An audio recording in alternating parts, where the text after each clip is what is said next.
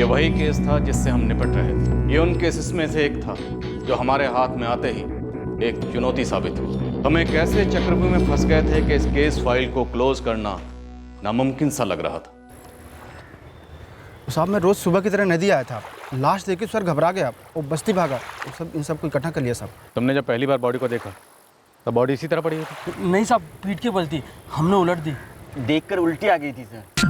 Sir, जेब में से 3 चीजें मिली, चाबी, वॉलेट और ये डायरी। डायरी दिखाओ।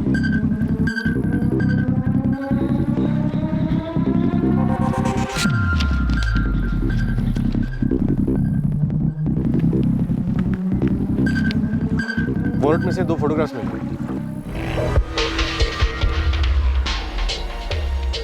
और डायरी में 3 नाम, वीरेंद्र चौबे, राकेश यादव और फिरोज शेख। और सर ये किसी 2 व्हीलर की चाबी लग रही है। सर, दूर दूर तक देखा, ना कोई बाइक है, ना कोई मर्डर वेपन्स, ना कुछ। साहब, इसका चेहरा इतना बिगाड़ चुका है, कैसे पहचान पाएगा कोई? कद काठी को देखकर या कपड़ों को देखकर लगता है कि बस्ती का हुआ है पहचान का कोई? नहीं साहब, मतलब ऐसा चेहरा देखकर पता लगाना बहुत मुश्किल है साहब। अनिल, पूरी बस्ती में पता करवाओ कि कौन है जो कल रात घर नहीं लौटा। बॉडी आज सुबह नोटिस हुई, शायद कल रात से यहीं पड़ी होगी। हो सकता है कल रात कत्ल हुआ, इसलिए मिसिंग कंप्लेंट फाइल होने में तो अभी वक्त लगेगा। फिलहाल हमारे हाथ में जो भी है उससे अपनी तफ्तीश आगे बढ़ाते हैं। वैसे काफ़ी सुराग है हमारे हाथ में अपनी तफ्तीश को आगे बढ़ाने के लिए। हो सकता है इस तस्वीर में जो लड़का है वही विक्टिम। तो सबसे पहले इस तस्वीर से विक्टिम का नाम जोड़ने की कोशिश करते हैं। पद्मिनी जी की बॉडी देखकर लग रहा है कि उनकी मौत इलेक्ट्रिक शॉक की वजह से, जबकि हीटर पे हाथ मां गायत्री का है और गले पे स्ट्रैंगुलेशंस के मार्क्स भी हैं। एक जुर्म की डिटेल प्लानिंग कागज पर उतारी जा रही थी। हवेली के किसी भी खिड़की और दरवाजे पर तहकीकात की बारीकियों को बड़े गौर से स्टडी किया जा रहा था। जुर्म करने के बाद ना पकड़े जाने की ABCD का एनालिसिस हो रहा था। मर्डर्स को 48 आवर्स से थोड़ा ऊपर हो चुका है। पोस्टमार्टम में क्या पता चलता है, क्या पता नहीं चलता, इन सारी संभावनाओं को मद्देनजर रखते हुए एक परफेक्ट क्राइम का फॉर्मूला तैयार किया। ये वही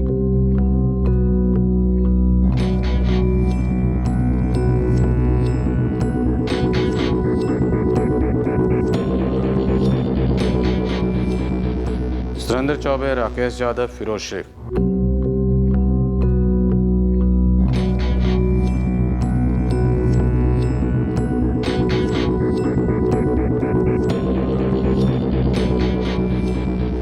सुरेंद्र चौबे, राकेश यादव, फिरोज शेख।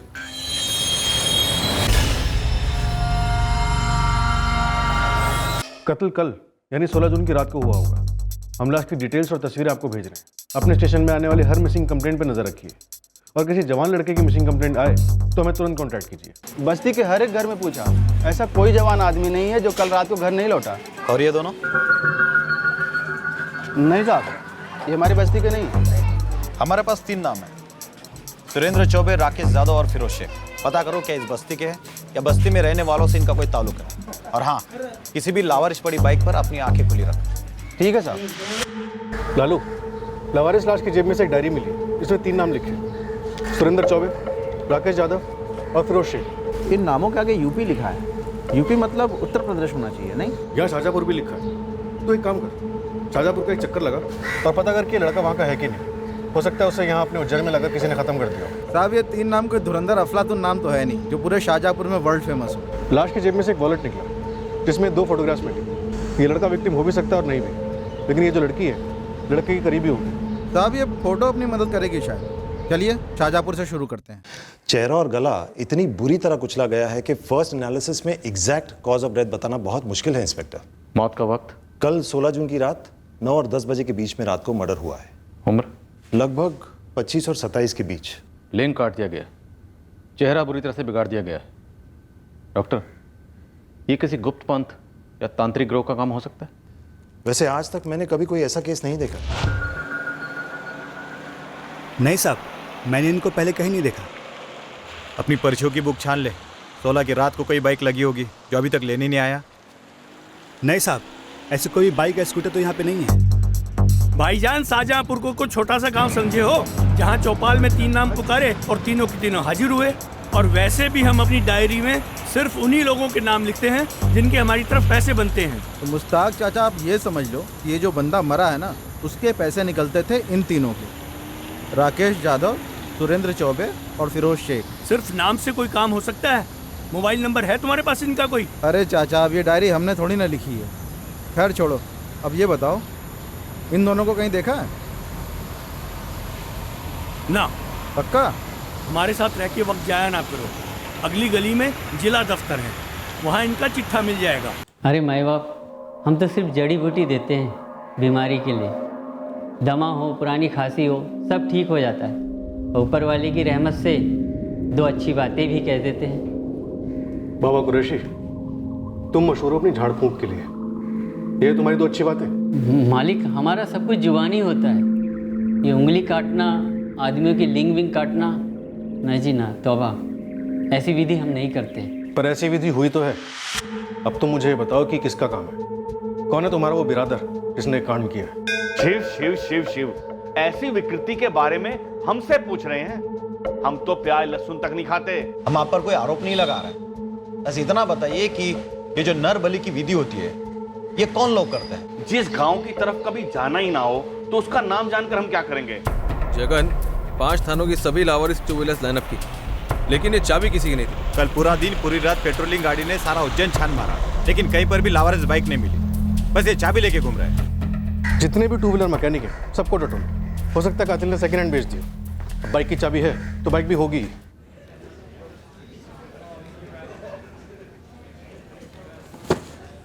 नहीं जी, ये सुरेंद्र चौबे, राकेश यादव, फिरोज शेख हमारे शाहजहाँपुर के नहीं हैं। और सर ये दोनों? नहीं जी, इनको पहले कभी नहीं देखा। अच्छा, वो डायरी में यूपी लिखा हुआ था ना तीनों के नाम के सामने? जी। यहाँ हाईवे पर कंस्ट्रक्शन का काम चल रहा है जिसमें आधे से ज़्यादा मजदूर यूपी के हैं। अब उनका रिकॉर्ड जिला परिषद के ऑफिस में तो होने से रहा। एक काम करो, वहाँ जाकर उनके नंबरदार से मिलो, शायद कुछ पता चल जाए। सर 6 बाबा फकीरों से बात हुई। ये उंगली और लिंग काटने की विधि के बारे में कोई कुछ नहीं बता पाया। कह रहे थे आजकल ये नरबली वगैरह की विधि बंदी हो चुकी है। शायद ये नरबली है ही नहीं, हो सकता है कत्ल इस लड़की की वजह से हुआ। लाश का चेहरा पूरी तरह बिगाड़ दिया गया है। हो सकता है हमारा विक्टिम यही लड़का हो। भाई ये लड़का लड़की है कौन? इनके बारे में हमारे पास कोई लीड नहीं है। और ना ही उन 3 नामों के बारे में जो उस डायरी में लिखे हुए थे। कहीं जात पात का मामला तो नहीं? लड़का हिंदू और लड़की मुसलमान, या फिर दोनों हिंदू और फॉरवर्ड बैकवर्ड। हमारी जात की या हमारी कौम की लड़की पर हाथ डालोगे तो उंगलियां काट दी जाएंगी। सर हो सकता है मामला प्यार मोहब्बत से कहीं आगे बढ़ गया। शायद वो लड़की प्रेग्नेंट हो गई हो और गुस्से में इस लड़के का लिंग काट दिया गया। अगर 1 मिनट के लिए लड़की वाला एंगल साइड में रख दें तो शायद ये सूरत से उज्जैन इन तीनों, सुरेंद्र, राकेश और फिरोज से पैसे लेने के लिए आया हो। और इन तीनों ने इसके पैसे लौटाने की बजाय इसे नहीं लौटने दिया। पहले इसका कत्ल किया, फिर रामनगर बस्ती में लाकर नदी किनारे फेंक दिया। सर हो सकता है मर्डर कहीं और किया गया, क्योंकि क्राइम सीन से कटी हुई उंगलियां, कटा हुआ लिंग या फिर कोई भी औजार कुछ भी नहीं मिला। पर अभिषेक, लिंग और उंगलियां क्यों काटी गई?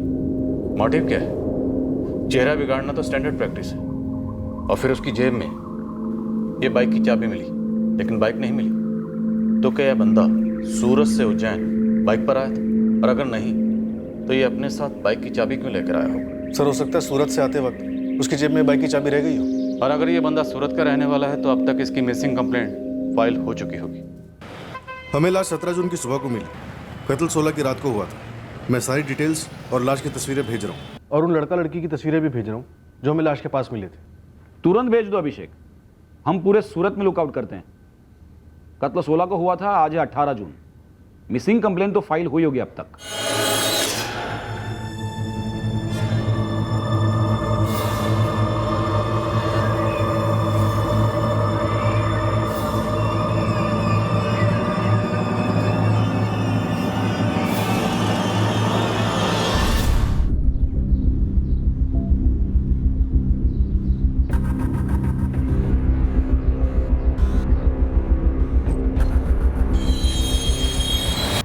साहब शाहजहाँपुर में कई चौबे, शेख और जाधव परिवार मिले, पर उनमें कोई भी सुरेंद्र, फिरोज या फिर राकेश नहीं है।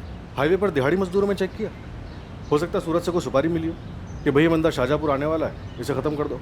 उन मजदूरों में से भी कोई नहीं था साहब। अगर कातिल ने उस डायरी में उन 3 नामों के साथ यूपी के अलावा और कुछ भी लिखा होता ना तो कोई ठोस सुराग निकलता। शर्ट का लेबल ठोस सुराग है। तो हो सकता है बंदा सूरत का ही हो साहब।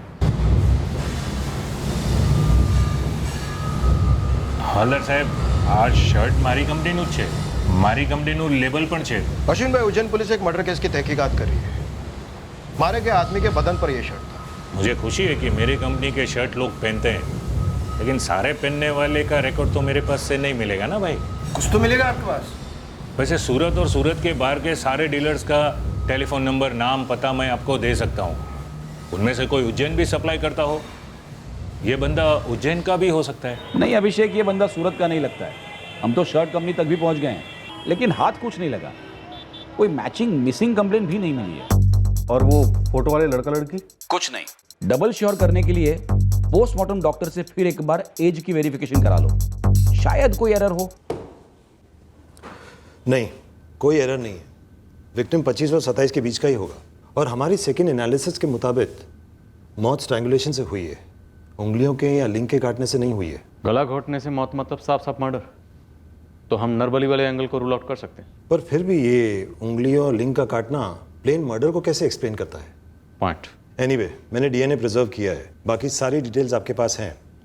मेरी एडवाइस है बॉडी को केस हॉल होने तक दफना दो, बाद में अगर जरूरत पड़े तो कब्र से निकालकर हम उसे क्रिमेट भी कर सकते हैं।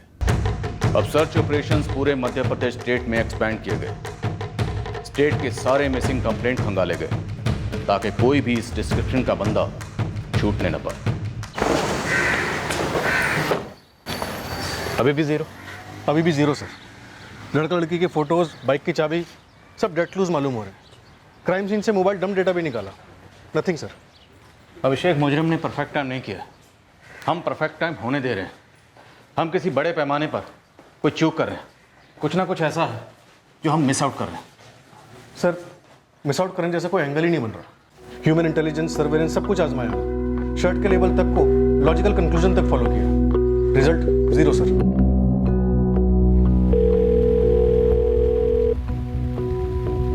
हाँ बोल। पोस्टर चिपका दिए हैं पुलिस वालों ने, 2 अलग अलग इलाकों में देखा, कल अखबार में भी छपा था। कोई बात नहीं, तो एक काम कर, चुपचाप वापस आ जा, मामला अपने आप ठंडा पड़ जाएगा। पुलिस वालों के पास एक यही केस थोड़ी ना है। अभिषेक, शायद हम जीरो पर इसीलिए हैं क्योंकि हम जीरो की तरह गोल गोल घूमकर बार बार उसी मुकाम पर लौट रहे हैं जहां से हम शुरू हुए थे। सही दिशा की तरफ हम पहल कर ही नहीं रहे।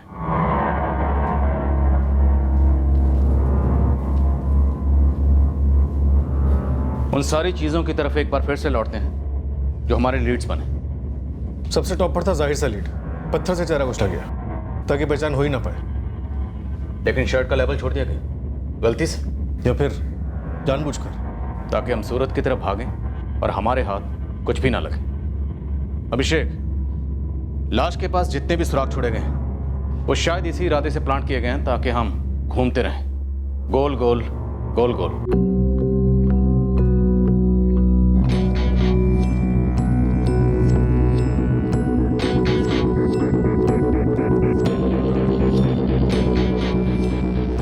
सुरेंद्र चौबे, राकेश यादव, फिरोज शेख, यूपी, उत्तर प्रदेश की तरफ इशारा करते हैं और फिर ऊपर लिखा है शाहजहाँपुर। एक्चुअली ये सारे लीड्स शायद हमें गुमराह करने के लिए छोड़े गए ताकि हम गोल गोल घूमते रहें। हमें बॉडी कहाँ मिलती है? यहाँ उज्जैन में, जो कि शाहजहाँपुर के नज़दीक है। तो एक्चुअली ये यूपी वाला लीड मिसलीड है सूरत वाले लीड की तरह। और हाथों की सारी उंगलियों का काटा जाना, मतलब सोची समझी साजिश। एग्जैक्टली। फिंगर्स नहीं तो फिंगरप्रिंट्स नहीं, फिंगरप्रिंट्स नहीं तो आइडेंटिफिकेशन नहीं। सर, फोरेंसिक टीम द्वारा क्राइम सीन से सारे फिंगरप्रिंट्स उठवा रहा हूँ। उन्हें हर मुमकिन सस्पेक्ट और हिस्ट्री शीटर के फिंगरप्रिंट्स के साथ मैच करेंगे हम। लिंक भी शायद इसलिए काटा गया ताकि हम खतना पकड़ ना पाए। क्या हमारा विक्टिम मुसलमान है? विक्टिम का खतना हो चुका है इंस्पेक्टर। आप ये पक्का समझ कर चल सकते हैं कि विक्टिम मुसलमान है। मुजरिम ने हमें एक्सपर्टली उन सारी चीज़ों की तरफ धकेला जो हमें विक्टिम की आइडेंटिटी से दूर ले जाए। दरअसल हर लीड जानबूझकर रची गई एक मिसलीड है। मुस्लिम मेल एज 25 to 27, हमें इसे ढूंढना चाहिए सर। यूपी, सूरत, बाइक, चाबी, नरबली, ये सब एक तरफ रखते हैं और इस आदमी की सारी डिटेल्स पूरे एमपी में भेजते हैं।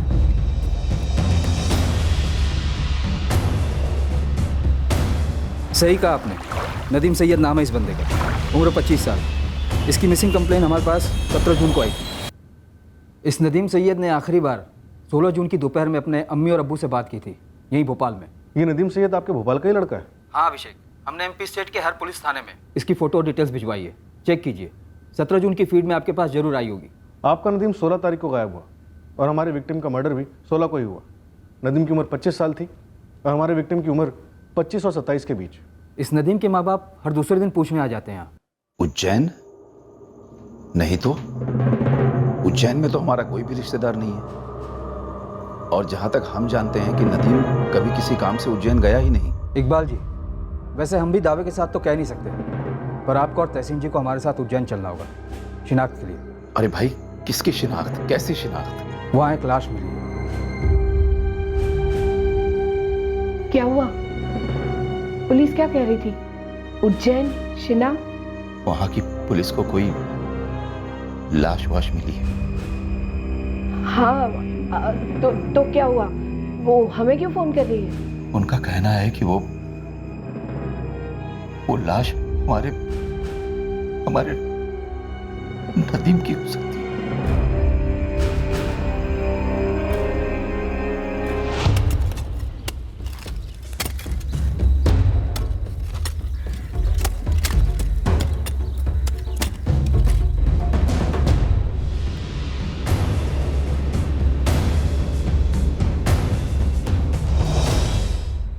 अम्मी, काम से बाहर जा रहा हूँ, आने में थोड़ी देर होगी। जी जनाब, आज सुबह तक हमने उसका इंतजार किया, ये सोचकर कि शायद उसे कहीं दूर भेजा गया हो, और हो सकता है कि उसका फोन भी खराब हो। अब तक वो घर नहीं पहुंचा और ना ही उसका कोई फोन आया है। कल दोपहर से ही नदीम का फोन बंद आ रहा है। आप बोल रहे हैं कि कहीं काम पर भेजा गया हो। क्या काम करता है और भेजने वाला कौन है?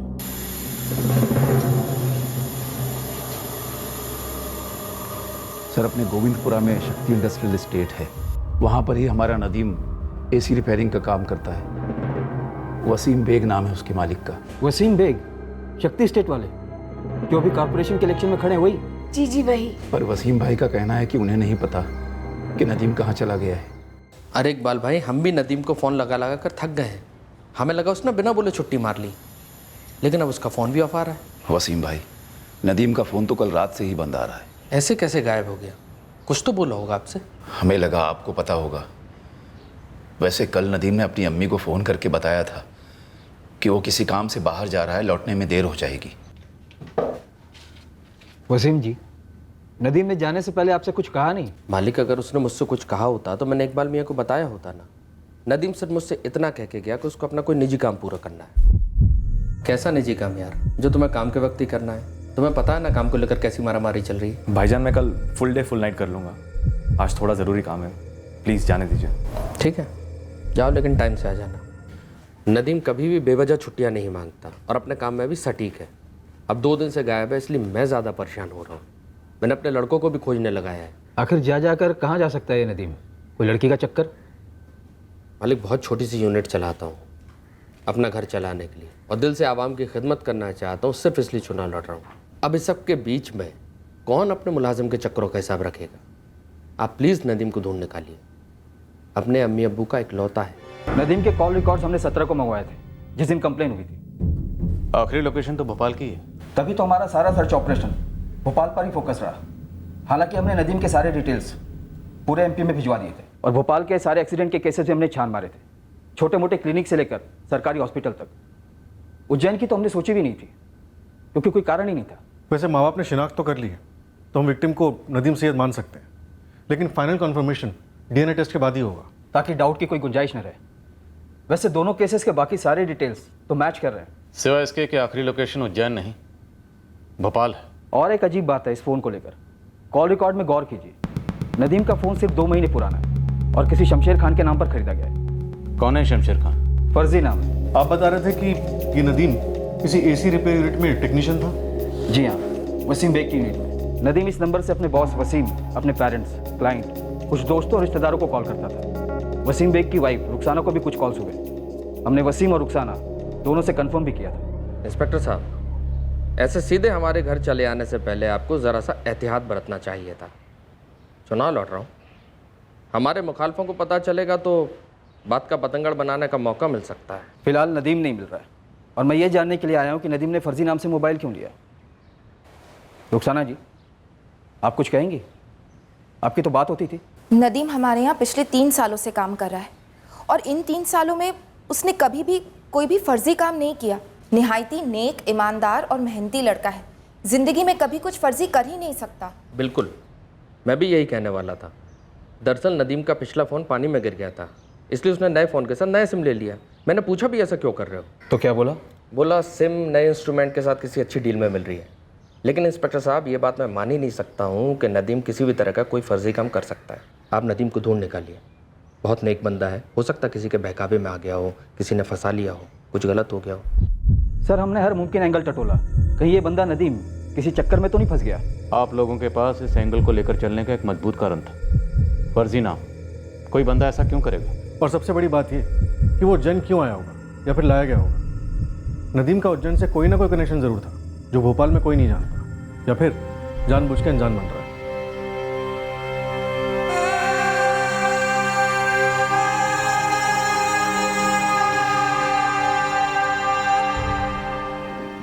सर जी, आप तो वेरी गुड से भी ऊपर बोलोगे जब मैं आपको एक खबर सुनाऊंगा। मानोगे नहीं कैसा तिकड़म लगाया है। लालू, सीधे सीधे खबर बाहर कर। कितनी बार कहा है तुझसे? सर जी, वो फोटो वाली लड़की मिल गई है, प्रिया नामदेव नाम है। कौन है प्रिया नामदेव? असली लड़की है सर जी, मुझे उसकी 2 व्हीलर की लाइसेंस मिली है, भोपाल की लड़की है। कैसा हो भाई, जैसा हो कैसा हो भाई, जैसा हो। सलाम अलैकुम खाला, चुनाव जिताना है हमको। हाँ, और जो टैंकर की झंझट है ना, हमेशा के लिए खत्म। जीतेगा भाई, जीतेगा वसीम भाई, जीतेगा जीतेगा भाई, जीतेगा वसीम भाई, जीतेगा। हमारा नेता कैसा हो, कैसा हो अपने भाई, आपके दूसरे फ़ोन पे उज्जैन पुलिस का फ़ोन आया। क्या बोल रहे थे? नदीम के बारे में पूछ रहा था। मैंने बोला चुनाव रैली के बीच में। ठीक बोला, रैली के बाद उनको कॉल करता हूँ। सर, अनवर इस प्रिया नामदेव को लेने के लिए भोपाल गया। लड़के की बॉडी पर तुलसी की माला। हम सोच रहे थे कि लड़का हिंदू और लड़की मुस्लिम वाला एंगल, पर अब उल्टा लग रहा है। लेकिन सर, नदीम के पिछले 2 महीने से चल रहे फर्जी नाम वाले नंबर के कॉल रिकॉर्ड्स में कोई भी प्रिया नाम फीचर नहीं हुआ है, और प्रिया के मोबाइल में भी सेम है। शायद पहले वाले नंबर से बात हो रही हो, कुछ प्रॉब्लम हुई होगी और नंबर चेंज किया होगा। पर अगर शमशेर के नाम पर पूरी तरह फर्जी सिम लेता तब तो बात समझ में आती। यहाँ नाम फर्जी, बाकी डॉक्यूमेंट फर्जी, पर फोटो असली है नदीम की। माजरा क्या है? प्रिया नामदेव जी, आप नदीम सैयद को जानती हैं? नदीम सैयद कौन है ये? नहीं सर, मैंने इस आदमी को पहले कभी देखा तक नहीं है। और ये बंदा? अब ये कौन है? नदीम के पॉकेट से तुम्हारा और इस बंदे का फोटो एक साथ मिला। पर सर, ऐसा कैसे हो सकता है? मैं ना तो इस इंसान को जानती हूँ और ना ही इस नदीम सैयद को। क्या काम करती हो? सर, मैं इंग्लिश में MA कर रही हूँ यूनिवर्सिटी से, और मेरी समझ में ये नहीं आ रहा है कि मेरी फ़ोटो किसी अजनबी की जेब तक कैसे पहुँची। इसका जवाब सिर्फ नदीम दे सकता था, पर अब नहीं दे सकेगा क्योंकि उसकी भयंकर हत्या हो चुकी है। Oh my God! तो आपको उसकी जेब से मतलब लाश की जेब से?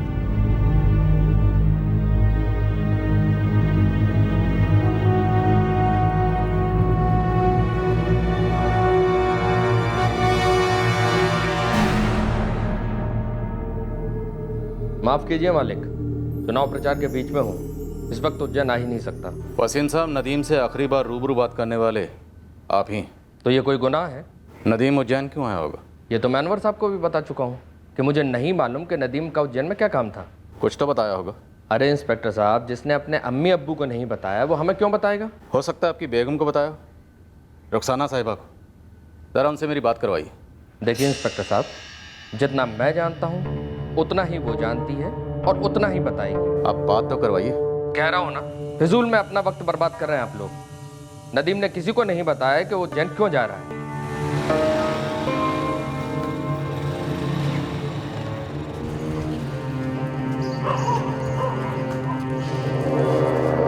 सर, नदीम के पिछले नंबर के कॉल रिकॉर्ड्स आ गए।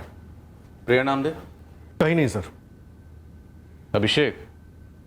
नदीम के वॉलेट में प्रिया नामदेव की फ़ोटो डाल देना एक छल हो सकता है, हमें गुमराह करने के लिए, जैसे शर्ट का लेबल छोड़ दिया गया था। पर सर हमें अब ये ट्रैक करना होगा कि कातिल के पास प्रिया की फोटोग्राफ आई कैसे। एग्जैक्टली अब हमें इस क्रिमिनल की थिंकिंग समझ में आने लगी। अब हमें इसकी सोच से एक कदम आगे चलकर सोचना होगा और किसी भी कीमत पर इसे मात देनी होगी। हमें पता लगाना होगा कि 16 जून को नदीम उज्जैन खुद आया या यहाँ पर लाया गया, जिंदा लाया गया या कत्ल करने के बाद उसकी बॉडी को यहाँ लाया गया। सोचते हैं और पता लगाते हैं कि हर कदम पर ऐसा क्यों किया गया। राइट सर, क्रिमिनल की तरह सोचते हैं लेकिन 2 कदम आगे रह के।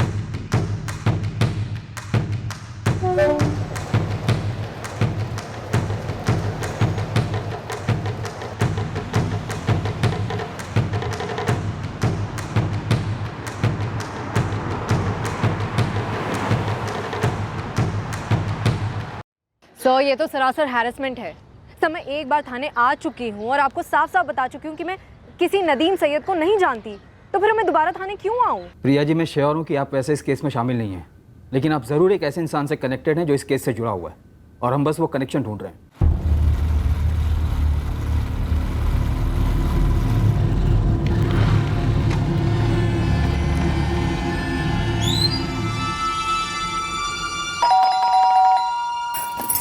अरे आफ्ताब, तुम कौन पड़ा है तुम्हारी जान के पीछे? इतना जल्दी में क्यों? वसीम भाई, वसीम भाई टेंशन हो गई है। सुलेमान को पुलिस उठा ले गई। सुलेमान तक कैसे पहुंचे? अरे नहीं मालूम वसीम भाई, लेकिन अगर सुलेमान ने मुंह खोला ना तो पुलिस को हमारे तक पहुंचने में टाइम नहीं लगेगा। मैं क्या बोलता हूँ, ये इलेक्शन को गोली मारो, यहाँ से भाग जाने का टाइम है। अबे चुप कर। देखो, एक तो सुलेमान कुछ बोलेगा नहीं, लेकिन गलती से भी उसके मुंह से कुछ निकल जाता है तो हम सुलेमान को जानते तक नहीं। अड़े रहना इस बात पे।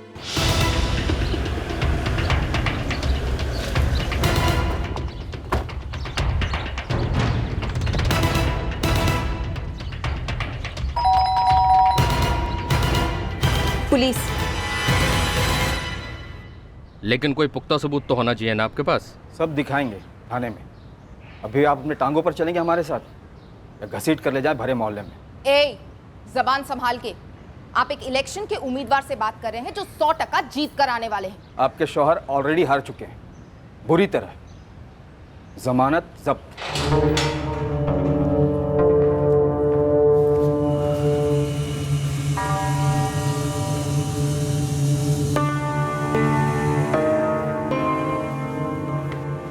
पोस्टर चिपका दिए हैं पुलिस वालों ने। तो एक काम करो, चुपचाप वापस आ जा, मामला अपने आप ठंडा पड़ जाएगा। पुलिस वालों के पास एक यही केस थोड़ी ना है। कौन है यार? हम इसे नहीं जानते। वसीम भाई, खुदा के लिए ऐसा अकेला इनके मुंह में टके लो। ये हमारे किसी मुखालिफ की चाल है हमें फंसाने के लिए।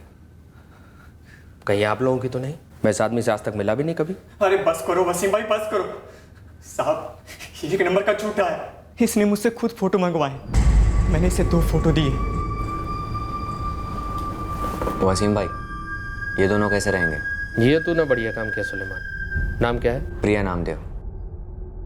प्रिया के हाल ही में तुमने अपने फोटोग्राफ्स किसी डॉक्यूमेंट के लिए दिए थे? आधार, ड्राइविंग लाइसेंस, पासपोर्ट या फिर सिम कार्ड के लिए? हाँ सर, हाल ही में मैंने अपना ड्राइविंग लाइसेंस बनवाया था।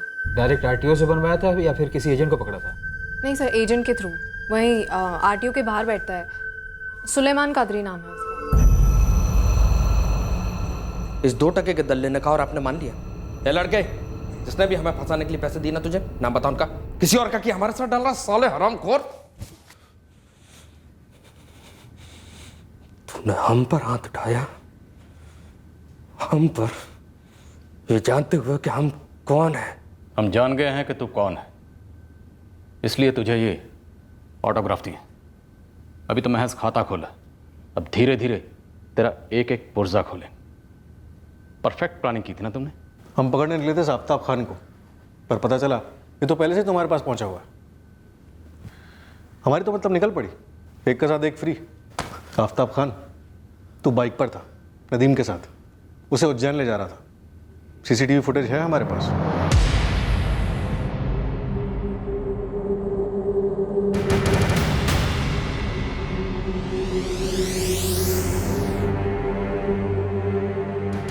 क्या मिली भगत है ये? हमारे अपोजिशन में जो खड़ा है उसके साथ तुमने और इन दोनों ने मिलकर हमें बदनाम करने की साजिश रची है। देख रहे हो आफ्ताब, पहले इसने सुलेमान को हमारी गोद में डाल दिया और अब ये तुम्हारे सर पर पैर रखकर खुद को बचाने की कोशिश कर रहा है। सोच लो क्या करोगे?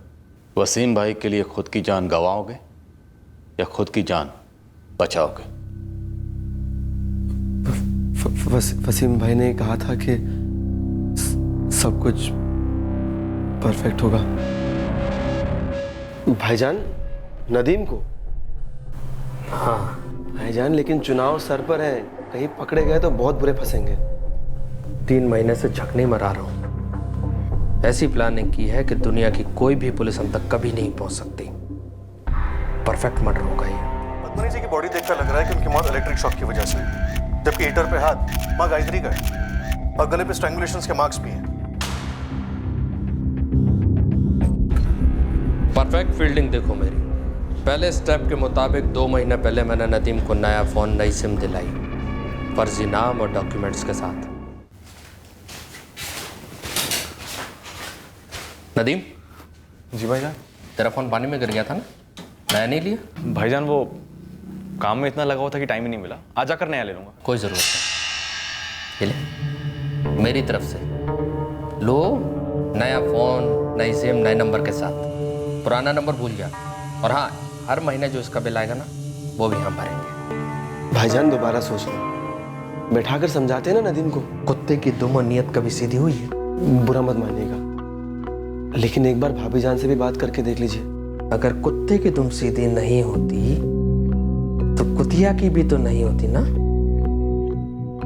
कितनी बार समझाया उसे, अली को चैन ही नहीं पड़ता। एक बार नदीम को ठिकाने लगाते हैं, इलेक्शन जीत जाए तो समझ सारी सेटिंग हो गई। उसके बाद इस रुखसाना को तो ऐसे तबीयत से ठिकाने लगाएंगे ना। अगर भोपाल पुलिस ने नदीम के पहले वाले फ़ोन की कॉल लिस्ट से पता लगा लिया होता कि मुलाजिम और मालकिन के बीच में गुफ्तगू हद से ज़्यादा हो रही है, तो तेरी परफेक्ट प्लानिंग की बैंड तभी बच गई होती। मेरी बीवी रुखसाना मेरी इज्जत की बैंड बजमाने पे तुल गई थी।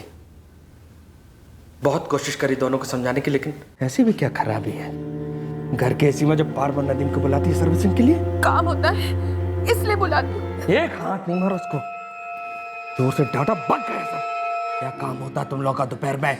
जब मैं बाहर रहता हूँ तो घर में सर्विसिंग कराती है। एक एक बात बारीकी से पूछी और रोते रोते सब बुक गया। डराऊं लेकिन समझे नहीं दोनों, लगे पड़े थे मेरे पीठ के पीछे, घर के बाहर भी मिलने लगे थे। अगर अपोजिशन पार्टी वालों को पता चलता तो क्या कहते? अपना घर तो संभाला नहीं जाता, वोट क्या खाक संभालेगा? सुन नदीम, तू आफ्ताब के साथ तुरंत निकल जाए, एक अर्जेंट काम है। लेकिन भाई जाना कहाँ है? अबे ये सब मत पूछ, इलेक्शन से रिलेटेड है, खुफिया है। अम्मी काम से बाहर जा रहा हूँ, आने में थोड़ी देर होगी। भाई मैं समझा नहीं, मैं अपना फोन यहाँ क्यों छोड़ के जाऊँ? अबे यार, सामने वाली पार्टी पे स्टिंग ऑपरेशन होना है, उसमें तुम्हारी और आफ्ताब दोनों की मदद लगेगी, लेकिन हमारा नाम नहीं आना चाहिए। अब अगर तुम अपना फोन लेकर जाओगे तो आसानी से पता लग सकता है कि तुम उस वक्त वहां पर थे। लेकिन भाई जाना कहाँ है और करना क्या है? ये सब तुम्हें आफ्ताब बता देगा।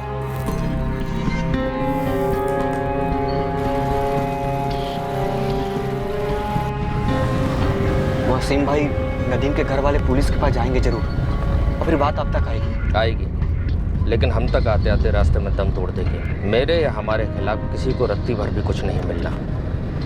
नदीम मरा है ये खबर भी किसी को नहीं होगी।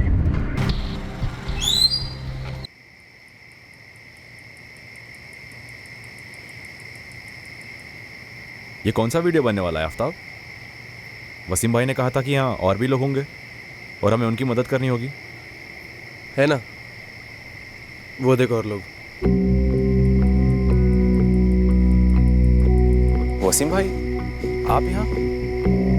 बताया नहीं कि आप भी आने वाले हैं? तूने बताया था मुझे, मेरी वार्निंग के बाद भी तू रुखसाना की सर्विसिंग कर रहा। वसीम भाई मैंने रुखसाना भाभी को बोल दिया था कि मेरी तरफ से सब खत्म है। लेकिन तेरी जागोटी बड़ा भाई बोलता है ना मुझे, भाभी लगती है वो तेरी। एक बार बड़ा दिल करके तुझे माफ भी किया, लेकिन साले फिर पीछे से वार किया तूने। क्या से क्या बना दिया एक शरीफ मर्द को। भाईजान मैं कसम खा के बोल रहा हूँ, आपके बोलने के बाद से मैं दूर ही रह रहा था, लेकिन रुखसाना भाभी ने मुझसे नया नंबर लिया और फोन करके बुलाने लगी। ये गलत है सर, मुझे कोई भनक तक नहीं थी कि वसीम ने नदीम को मार डाला है। नदीम और आपका अफेयर था, ये तो भनक थी ना आपको, या ये भी नहीं पता था? 8 महीने पहले एक बार नदीम को मैंने एसी सर्विसिंग के लिए बुलाया था। हाँ, तब मैं बहक गई थी और बस एक ही बार हमारे बीच रजामंदी से जिस्मानी रिश्ता हुआ था, जो उस कमीने ने अपने मोबाइल पर रिकॉर्ड कर लिया था। और उसके बाद जो भी होता ब्लैकमेल की नोक पर होता। नदीम के अभी के फ़ोन से और पहले के फ़ोन से, दोनों फ़ोन रिकॉर्ड से ये साफ जाहिर है कि नदीम ने जितनी बार आपको कॉल किया उससे कहीं ज़्यादा बार आपने नदीम को कॉल किया। अब आप बताएंगे मुझे क्या कहने के लिए फ़ोन करती थी कि आजा मेरे घर और आकर मुझे ब्लैकमेल कर? आपका ये झूठ आपके शौहर के सर से खून के धब्बे नहीं मिटा सकता। कातिल है आपका शौहर। भाईजान मैं तो कहता हूँ इसको यही नदी में फेंक देते हैं। हाँ सही रहेगा, डूबेगा तो इसका लाश भी नहीं मिलेगा। ना ना, लाश तो मिलनी चाहिए, बस दुनिया में कोई पहचान ना पाए कि ये लाश नदीम की है। कपड़े उतारो साले के।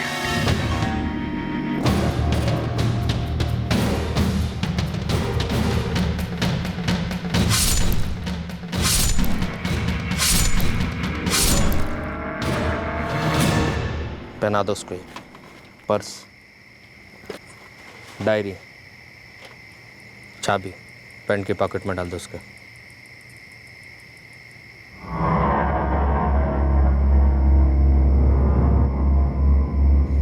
गले में डाल उसके। देखो मालिक, इस बार हमारी जीत पक्का है, आप बस इलेक्शन हो जाने दो, उसके बाद सारा जिम्मा ये लोग अपने ऊपर ले लेंगे और आपका रिटायरमेंट पैकेज हम तैयार करा देंगे। वसीम बेग, रिटायरमेंट तो अब तेरी होगी, और वो भी जेल में। इतना याद रख, उज्जैन आते वक्त जिस टोल नाके की सीसीटीवी फुटेज में हमें आफ्ताब और नदीम दिख रहे हैं ना, उसी फुटेज में तू भी दिख रहा है। साफ साफ टोल देते हो। वो पत्थर, वो कटा हुआ लिंग और वो कटी हुई उंगलियां कहाँ हैं? वो साहब हमने नदी में फेंक दी है। तेरी परफेक्ट प्लानिंग पूरी तरह से फ्लॉप हो गई, लेकिन एक बात अच्छी हुई, पब्लिक बच गई। तेरे जैसा कॉर्पोरेटर किसे चाहिए? इतनी बेरहमी से? इंस्पेक्टर साहब, मुझे बिल्कुल नहीं पता था कि वसीम नदीम को। बिल्कुल झूठ। आप अच्छी तरह से जानती हैं कि आपके शौहर किस किस्म के आदमी, फिर भी आपने नदीम की जान को खतरे में डाला। मोहतरमा, नदीम के कत्ल के लिए आप भी जिम्मेदार हैं। इकबाल जी, तहसीन जी, रुखसाना ने कबूल कर लिया कि उसके और नदीम के बीच जिस्मानी रिश्ते थे, और वसीम, आफ्ताब, सुलेमान ने भी कबूल कर लिया कि उन तीनों ने मिलकर नदीम का कत्ल कर दिया।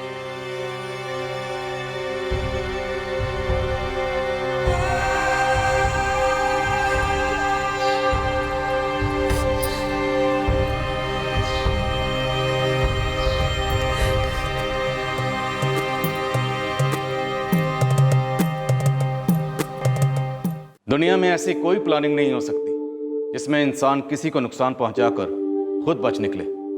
परफेक्ट क्राइम एक नामुमकिन सोच है।